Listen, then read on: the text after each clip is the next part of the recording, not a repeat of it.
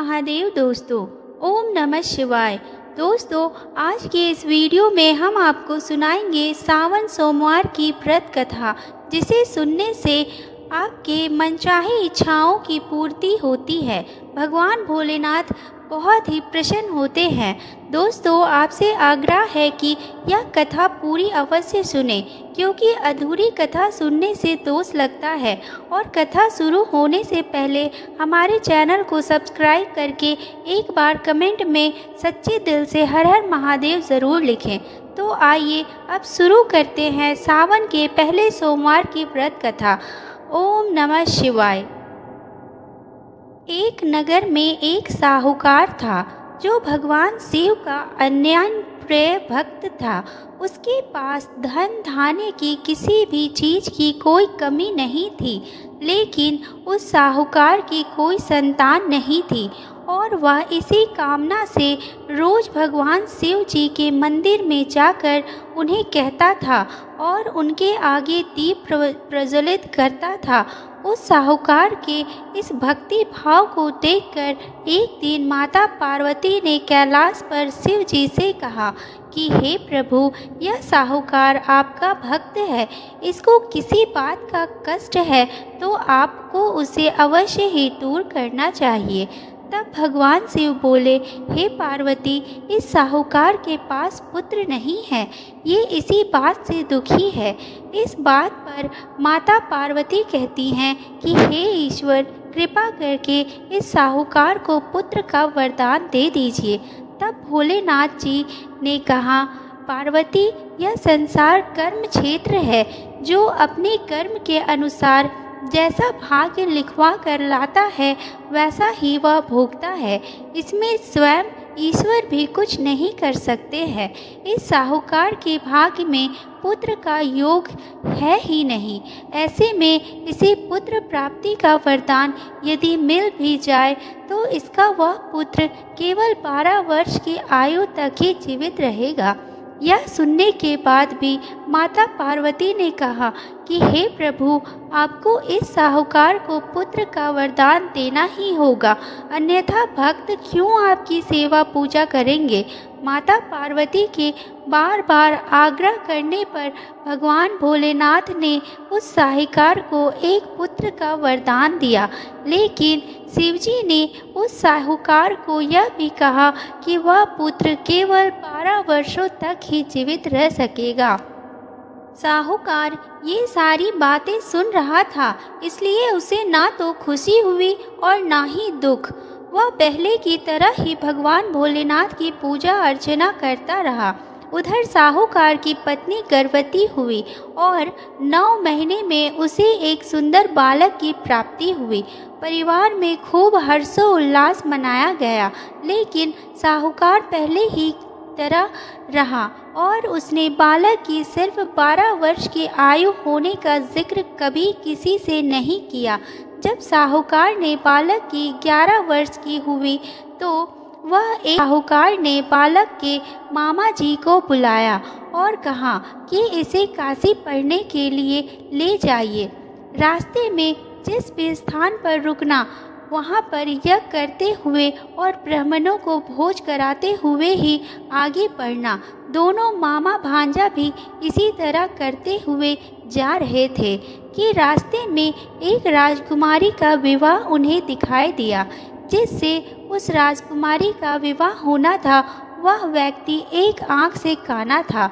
तो उस राजकुमारी के पिता ने जब अति सुंदर साहूकार के बेटे को आता देखा तो उसके मन में विचार किया कि क्यों ना इसी लड़के को घोड़ी पर बिठाकर शादी के सारे कार्य संपन्न करा लिए जाए। तो राजकुमारी के पिता ने साहूकार के बेटे के मामा से बात की और उसने कहा कि शादी की रस्में निभाने के बदले में वह उन्हें बहुत सारे धन देंगे। तो मामा भांजा ऐसा करने के लिए राजी हो गए। इसके बाद साहूकार का बेटा विवाह की वेदी पर बैठा और जब विवाह संपन्न हो गए, साहूकार का बेटा वहां से जाने से पहले उसने राजकुमारी की चुनरी के पल्ले पर लिख दिया कि तुम्हारा विवाह मेरे साथ हुआ है, लेकिन जिस राजकुमार के साथ यह लोग तुम्हें भेजने वाले हैं वह तो एक आँख से काना है। इसके बाद वह अपने मामा के साथ काशी के लिए निकल गया। उधर जब राजकुमारी ने अपनी चुनरी पर यह लिखा हुआ पाया तो उसने राजकुमार के साथ जाने से मना कर दिया। तो राजा ने भी अपनी पुत्री को बारात के साथ विदा नहीं किया और बारात खाली हाथ वापस लौट गई। उधर मामा और भांजे काशी नगरी पहुंच गए थे। एक दिन जब मामा ने काशी में एक यज्ञ रखा था और भांजा बहुत देर तक बाहर नहीं आया तो मामा ने अंदर जाकर कमरे में देखा तो भांजे के प्राण निकल चुके थे क्योंकि उसकी 12 साल की आयु पूरी हो। यह सब देखकर बहुत ही परेशान हुआ, लेकिन फिर उन्होंने सोचा कि अभी रोना शुरू किया तो यज्ञ के लिए आए हुए सभी ब्राह्मण हमें अपशगुनी मानकर हमें श्राप देकर चले जाएंगे और यज्ञ का पूरा कार्य अधूरा रह जाएगा। तो मामा ने अपनी भावनाओं पर नियंत्रण रखकर यज्ञ करवाया और जब यज्ञ संपन्न हुआ तो मामा ने अपने भांजे के दुख में जोर जोर से रोना शुरू कर दिया। उसी समय शिव पार्वती जी नंदी महाराज पर सवार होकर काशी नगरी में उधर से ही जा रहे थे। तो माता पार्वती ने भगवान शिव से पूछा, प्रभु ये कौन रो रहा है? तभी उन्हें पता चला कि यह तो भोलेनाथ जी के आशीर्वाद से जन्मा हुआ साहूकार का पुत्र है जिसकी आयु केवल 12 वर्ष की ही थी और अब वह समय आ चुका है, यानी वह बालक वरदान में कही गई बात के अनुसार अब अपना शरीर छोड़कर जा चुका है। तब माता पार्वती ने भगवान शिव से कहा, हे स्वामी, इस बालक को आप जीवित कर दें, अन्यथा रोते रोते इसके माता पिता के प्राण निकल जाएंगे। तब भगवान भोलेनाथ ने कहा, हे पार्वती, इसकी आयु इतनी ही थी सो वह भोग चुका है। लेकिन माँ गौरी के बार बार आग्रह करने पर भगवान भोलेनाथ ने उस बालक को पुनः जीवित कर दिया। वो बालक ओम नमः शिवाय, ओम नमः शिवाय ऐसा जपते हुए जी उठा और मामा भांजा दोनों ने ईश्वर को धन्यवाद दिया। फिर वह दोनों अपनी नगरी की ओर लौट चले। रास्ते में वही नगर पड़ा जहां उन्होंने राजकुमारी से साहूकार के बेटे का विवाह किया था और राजकुमारी ने उन्हें तुरंत पहचान लिया। तब राजा ने राजकुमारी को साहूकार के बेटे के साथ बहुत सारा धन धान्य देकर विदा किया। उधर साहूकार और उनकी पत्नी अपने घर की छत पर निराश बैठे थे। उन्होंने यह प्रण कर रखा था कि यदि उनका पुत्र सकुशल वापस घर ना लौटा तो वह भी अपने प्राणों को त्याग देंगे। तभी लड़के के मामा ने आकर साहूकार के बेटे और बहू के आने का समाचार उस साहूकार और उसकी निराश पत्नी को सुनाया, लेकिन वो दोनों तो यह मानने को तैयार ही नहीं थे कि वरदान झूठा साबित हो चुका है और आखिरकार उनके पुत्र की आयु बढ़ चुकी है।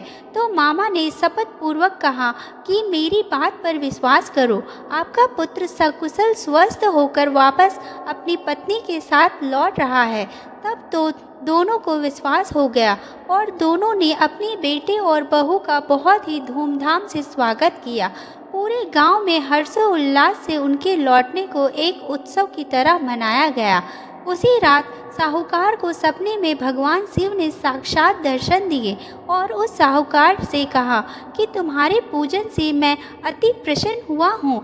इसी प्रकार जो भी व्यक्ति तुम्हारी इस कथा को सावन के महीने में पढ़ेगा या सुनेगा तो उसके समस्त दुख दूर हो जाएंगे और उसकी सभी मनोवांछित कामनाओं की पूर्ति होगी। प्रेम से बोलिए हर हर महादेव। तो दोस्तों, यह है आज की वीडियो जिसमें आज मैंने आपको सावन सोमवार से जुड़े हुए व्रत से संबंधित संपूर्ण जानकारी शेयर की है। उम्मीद करती हूँ यह वीडियो आपके लिए उपयोगी होगी। इसके अलावा भी अगर आपका कोई प्रश्न हो या फिर आप कोई भी वीडियो देखना चाहते हैं तो उसे कमेंट बॉक्स में ज़रूर लिख दीजिए।